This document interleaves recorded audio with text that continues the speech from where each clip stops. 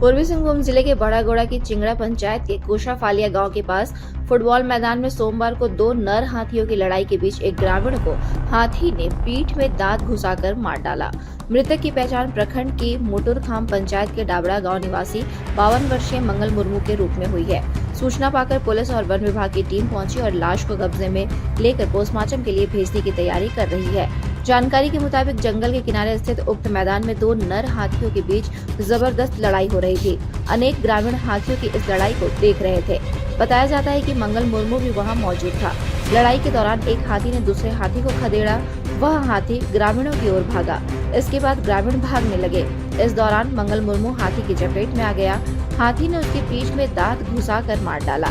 प्रभारी वन क्षेत्र पदाधिकारी दिग्विजय सिंह ने बताया कि लाश को कब्जे में लेकर पोस्टमार्टम के लिए भेजा जा रहा है।